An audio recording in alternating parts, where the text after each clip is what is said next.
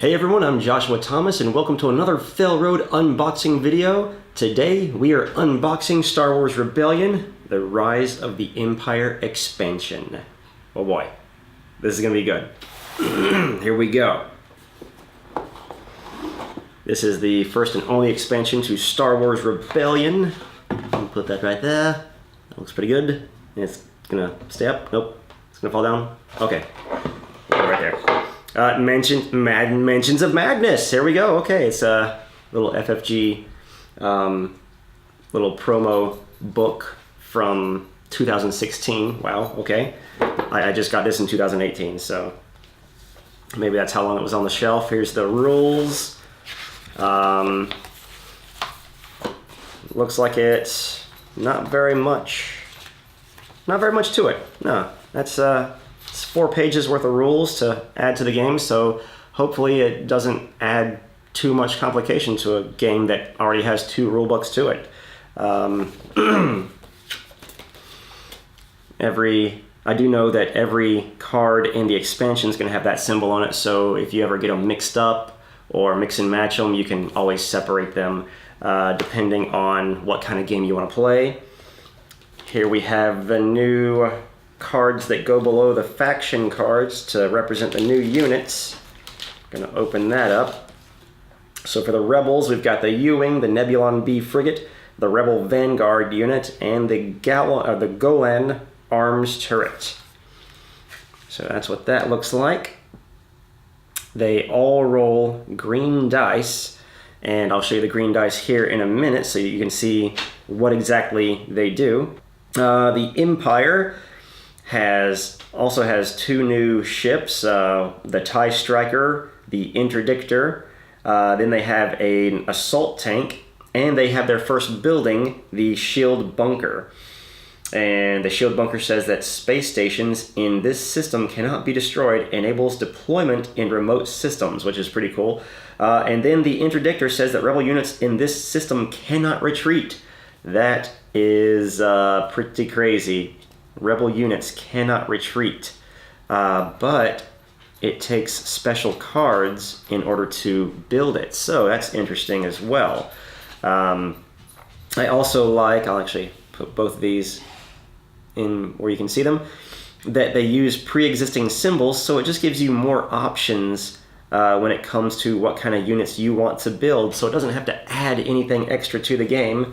Here we've got all of the cardboard that's going to come with the game, which isn't too much, really.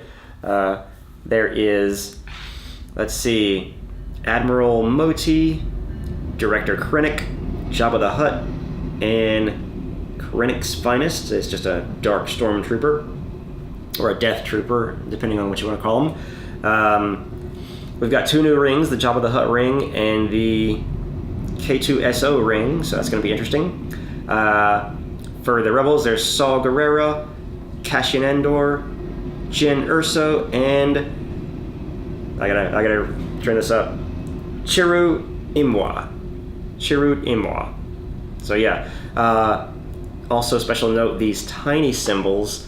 The tiny symbols are minor abilities. Anytime you see that, that means that that character can roll a green dice in order to resolve something, and the green dice are different from the others, so I'll go ahead and show you that now. There's more stands for the new characters, and then there's the green dice, and now the green dice are interesting.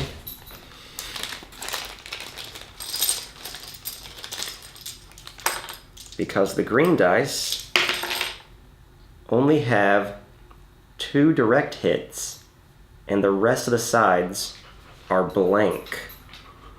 So you've got a 1 in 3 chance of hitting, so we'll roll them real quick for you. Hey, look at that, I got 2 hits. So, hey, those are 2 direct hits, which means that they can be assigned to either red or black health. So, there's that. Let's see, let's go ahead and look at the miniatures. I know I'm definitely dying to see them. I haven't even opened them yet. This is every miniature that comes in this expansion, so if you're wondering what it kind of stacks up to, that's what it looks like. Awesome. Some assembly required. Let's see. Where's one of the tops of this ship? They kind of simplified it. It's just put that peg in there, pretty much. Yep, that's how it goes. And that's the finished interdictor. Smaller version of the Star Destroyer, if I'm not mistaken. So there's 3 of those. Let's say there's 3 of lots of things. The TIE Striker from Rogue One. The new building, the shield generator, which protects the space station. It basically makes the Death Star invincible if it's there. You have to destroy this, just like in the movies, in order for it to be vulnerable again. We've got the Rebels turret, so that's pretty cool. Got several of those. One of my favorite ships, the U-Wing. There's the U-Wing. Right there.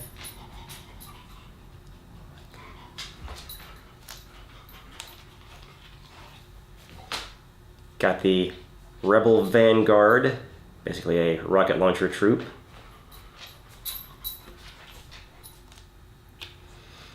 Got the Nebulon B frigate. That is really nice looking. I like the way that turned out. Like how they kind of made it to where it'll stand up on its tip. Like so, very easily. So, got a few of those. How many did we get of those? There were 3 of the interdictors. And there's 3 Nebulon Bs, it looks like. I'll try to separate them real quick. All these new units roll green dice. So there's the other pieces. There's the tanks. The assault tanks for the Imperials. Excellent. It's even got that little turret underneath it. That's pretty neat. Continue separating them. Probably states somewhere how much of each comes in this box.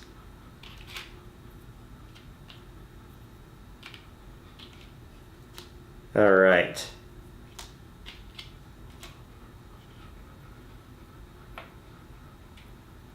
Three shield generators, 3 of the turrets. Got 6 U-Wings. Got 6 TIE Strikers, 6 tanks, 6 Vanguard. So there you have it. All right. And now for the stuff that makes the game the game. Let's see, we've got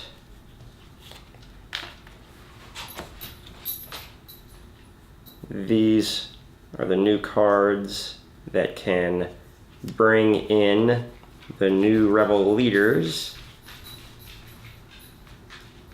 So that's them. They all have their special abilities on them. There's the K2SO ring that you can add to a leader to give them a few extra abilities. I'm not going to go through them all, but there's another one with Luke Skywalker on it. That's a replacement for the game, so it's got that tiny little symbol right there to show you that it's from the expansion, but this replaces the one that's in the existing game. Alright, so there's those. I'll quickly show you. There's Jabba the Hutt. And a couple of replacements in there. So yep, there's those. Now the exciting part. The big cards. Ooh. Alright. So we've got new mission cards, or objective cards for the rebels. And these will get mixed and matched with the existing ones from the core game. Love the artwork on them. Got several. So basically what this means is that the Imperials are never going to know from game to game what exactly your mission is, because the missions will be randomly selected from both sets of cards, which is awesome. But you'll always have the secret Death Star plans in there just in case you need to destroy the Death Star. I do know that. This is also interesting. These are advanced objective cards, or advanced tactic cards, that replace the tactic cards in the game. So there's the space tactics for the Rebels and Empire, and then ground tactics for the Rebels and Empire. And these are going to be cinematic. So you might have to have a special type of unit in the combat in order for them to be used. So there's those.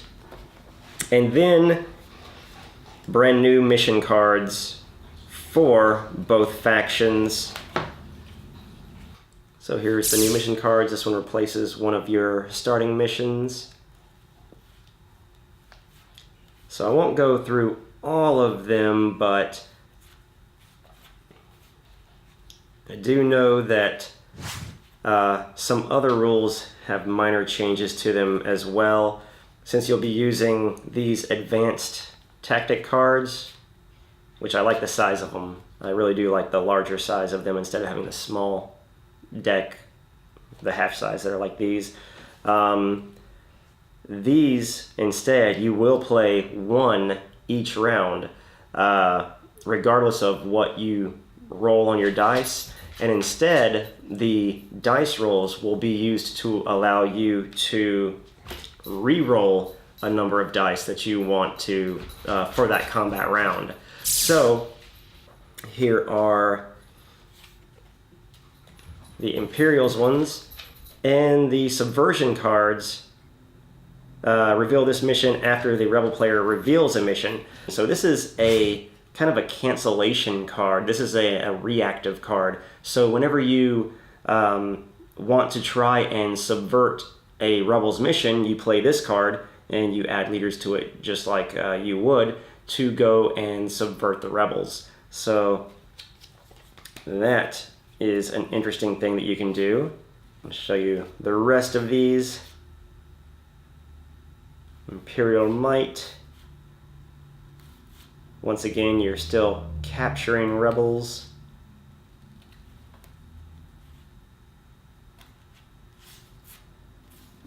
Artwork in these games are always good. They have some of the new leaders' faces on them. And you can even have a new starting pool of units.